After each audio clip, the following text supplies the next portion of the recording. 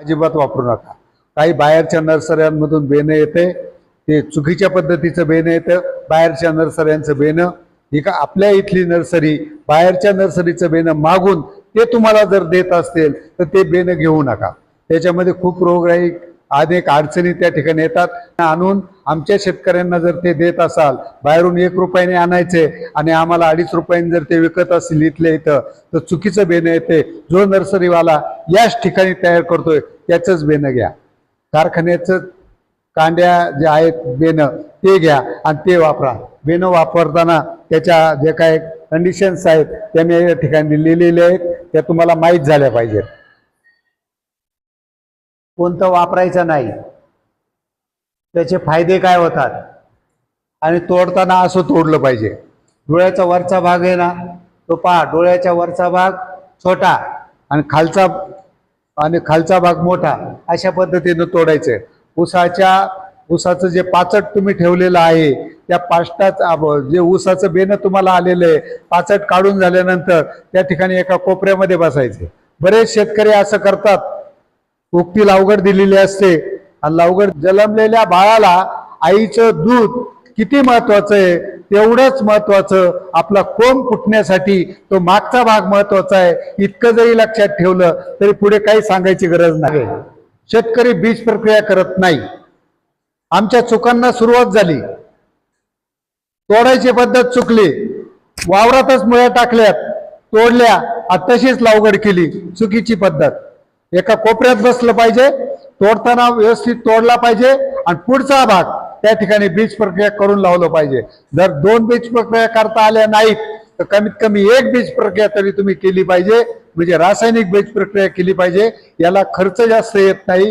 रासायनिक बीज प्रक्रिया करण्यासाठी तुम्हाला पाणी घ्यायचे 100 लिटर,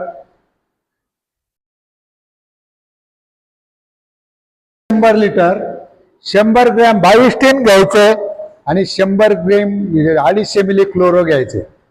100 ग्रॅम 22 टीनची किंमत आहे 100 रुपये आणि 250 मिली क्लोरोची किंमत आहे 250 रुपये। 350 रुपयाचं औषध तुम्ही बीज प्रक्रियेसाठी वापरा। अतिशय सोपी पद्धत। बॅरल घेऊ नका। बॅरल मध्ये काय होतंय, त्या ठिकाणी एकाच गडी वाकून काढू शकतो टिपर। इथं एका कडेला तोडत चला, या ठिकाणी तोडतोय, सुरुवातीला टाकत चला। एक प्लॅस्टिकचा कागद घ्यायचा आहे, त्याच्या 10 बादल्या, 10 लिटरचं पाणी, 10 लिटरचं 10 बादल्या, म्हणजे 100 लिटर पाणी टाकलं, 100 ग्रॅम 22 टीन टाकलं, 250 मिली क्लोरो टाकलं आणि ज्या वावरात साऱ्या ऊस लावायचा आहे त्याच ठिकाणी असं बीज प्रक्रिया करायची। अशी बीज प्रक्रिया केली की तुम्हाला त्या ठिकाणी खूप फायदा पुढचा होणार आहे। किंवा बॅरल अर्धा कट करून घ्या, त्याच्यात 100 लिटर पाणी टाका, टिपरं टाका आणि त्या ठिकाणी टिपरं 10 ते 15 मिनिटं ठेवायच्यात आणि 10-15 मिनिटांनी ठेवल्यानंतर बाहेर काढायच्यात। जमत असेल तर जैविक बीज प्रक्रिया करा किंवा ऊसावर फवारणी करा किंवा जैविक औषध ड्रिंचिंग करा। त्याचे ते नंतर पुढे मी तुम्हाला सांगतो। 3 गोष्टी शेतकरी करत नाहीत लावगडीच्या आणि त्या सगळ्यात महत्वाच्या आहे। तेवढा बदल तुम्हाला जर केला ना तर तरी तुमच्या उत्पन्नामध्ये वाढ होणार आहे। पहिली गोष्ट, बेणं चुकीच्या पद्धतीनं तोडलं जातं। दुसरा भाग, बीज प्रक्रिया करत नाहीत आणि तिसरा भाग, बेसल डोस टाकत नाही। हे 3 मुद्दे लक्षात घ्या। हे 3 गोष्टी जरी तुम्ही करायला सुरुवात केली तरी तुमच्या उत्पन्नामध्ये वाढ व्हायला सुरुवात होणार आहे। मग त्यातला महत्वाचा भाग आहे आणि त्यातल्या त्यात हा सगळ्यात महत्वाचा भाग आहे, बेसल डोस टाकणे।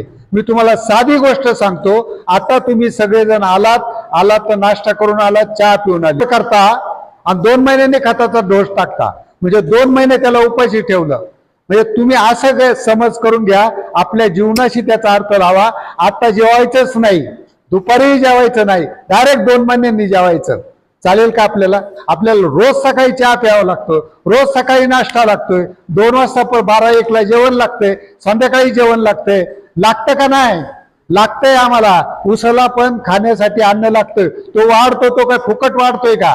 तो वाढण्यासाठी त्याला अन्नाची गरज आहे। ते अन्न त्याला दिलं पाहिजे, ते वेळेत दिलं पाहिजे। बेसल डोस म्हणजे लावगडीच्या अगोदर, लावायच्या अगोदर डोस, त्याला अजूनही बरीच शास्त्रीय कारणं आहेत। तो का अगोदर टाकायचा? नत्र, स्फुरद, पालाश, नत्र सहज कधीही विरघळू शकतं, पी आणि के हे दोन घटक आहेत, हे जमिनी मुळांच्या सानिध्यात गेलं पाहिजे. मुळाच्या सानिध्यात गेले नाही तर काही उपयोग नाही. तुम्ही नंतर किती खतं टाकली त्याचा उपयोग होत नाही, ती जर मुळाच्या सानिध्यात जात नसतील. पण टाकलेली खतंही वाया गेली आणि त्याला वेळेत मिळाली नाही, म्हणून सगळीकडून तुम्ही तोटा करता. तो तोटा होतोय म्हणून तुमचं उत्पन्न कमी येतं. असंख्य शेतकरी आहे ते 100, 125, 150 टनापर्यंत काढतात. विकास शेठ पण या ठिकाणी 100 टनाच्या पुढे उत्पन्न घेतात कायम. 30-40 टन किती उत्पन्न आहे ऊस आता मला माहित नाही, पण मी पाहायला गेलो होतो तेव्हा त्यांनी मला 10-15 एकर ऊसाचा प्लॉट दाखवला होता आणि त्यांचं 126 टन उत्पन्न आलं होतं. काय येतं तर आपलंही सहज येऊ शकतं. आमच्याकडे 138, त्यावेळेला खर्च 50-55 हजार रुपये येतो. मजुरी सगट 50-55 हजार रुपये खर्च येतो. हे मी इथे स्लाइड दाखवणार आहे, त्याचा तुम्ही फोटो काढून घ्या. दुकानदाराला फोन करा, त्याचे रेट मी त्या ठिकाणी दिलेले आहेत. आत्ता बाजारामध्ये जी औषधं, जी खतं ज्या रेटमध्ये उपलब्ध आहेत त्या रेटमध्येच त्या ठिकाणी स्लाइड दाखवणार आहे, ती पण नंतर तुम्ही पहा. या ठिकाणी आपण जो काही विषय चाललाय खताचा, तो सर्वसाधारण अडसाली ऊसाला नत्र लागतंय 200, बोरात लागतंय 100, पालाश लागतंय 100, म्हणजे NPK N200 P100 युरिया टाकली पाहिजे. 6 गुणी सुपर फॉस्फेट टाकल्या पाहिजेत आणि 1.5 गुण पोटॅश टाकली पाहिजे. मी सांगितलंय 1 गुण युरिया, 6 गुणी सुपर फॉस्फेट आणि 1 गुण पोटॅश, 1.5 गुण पोटॅश. समजा तुम्ही DAP टाका 1846 युरिया पोटॅश, हा डोस परवडतो, तो लिहून घ्या, त्याचा थोडा अभ्यास करा. का तो परवडतो त्याच्यावर विश्लेषण करा. 10-26-26 परवडत नाही, सुपर फॉस्फेट परवडत नाही.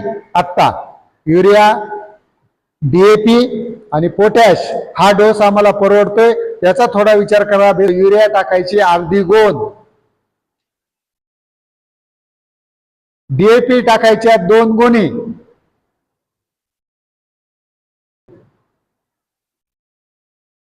मी तुम्हाला सांगितलं युरिया, DAP आणि पोटॅश हे तुम्हाला मी सांगितलं. दीपक फर्टिलायझरचा बेन्सल्फ म्हणून डाळी सारखं येतं, ते बेन्सल्फ RCFचं येतंय, टोटल RCFचा येतोय, सल्फर 90 नावानी. तो पहा, कोणताही बाजारामधला सल्फर घ्या, पण एकरी प्रमाण आहे त्याचं 25 किलो, पण आपल्याला बेसल डोस मध्ये 15 किलो घ्यायचा आहे. बेसल डोस मध्ये 15 किलो घ्यायचं आहे. आता लक्षात घ्या,